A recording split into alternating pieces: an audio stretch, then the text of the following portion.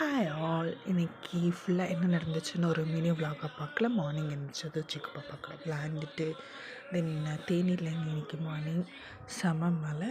So பார்த்துட்டு fresh ஆகிட்டு நான் ஃப்ரெஷ்ஷான கேப்பில் அம்மாவே சிக்கு பாப்பாவுக்கு சாப்பாடெல்லாம் ஊட்டிட்டாங்க. நான் ஃப்ரெஷ் ஆகிட்டு மார்னிங் வந்துட்டு கிளைமேட்டுக்கு ஏற்ற மாதிரி ஒரு மட்டன் சூப் அதை குடிச்சிட்டு சிக்கு பாப்பாவை தூங்க வச்சுட்டு தென் பிரேக்ஃபாஸ்ட் சாப்பிட வந்துட்டேன். இட்லி அண்ட் மட்டன் குழம்பு தான் அம்மாவே ரெடி பண்ணிட்டாங்க.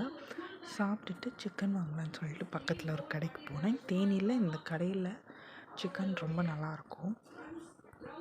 அண்ட் தேனியில் எனக்கு தெரிஞ்ச மிஷின் கட் இங்கே தான் இருக்குது.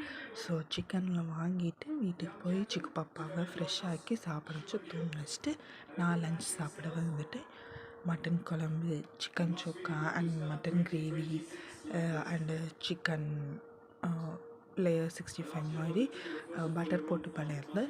ரொம்பவே நல்லா இருந்துச்சு. சாப்பிட்டுட்டு கொஞ்ச நேரம் ரெஸ்ட் எடுத்துகிட்டு ஈவினிங் போல் சிக்கு பாப்பா வந்து சைக்கிளில் வந்துட்டு ஒரு ரவுண்ட் கூட்டிகிட்டு போகலான்னு சொல்லிட்டு கிளம்பியாச்சு.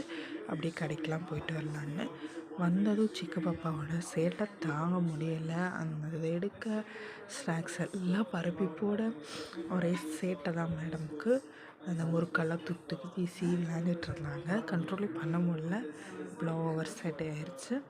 எல்லாம் முடிச்சுட்டு சிக்கு பாப்பாவை சாப்பிட வச்சு தூங்க வச்சுட்டு நான் நைட்டு டின்னர் வந்து எக் தோசை மட்டன் கிரேவியில் சாப்பிட்டு டேவை கம்ப்ளீட்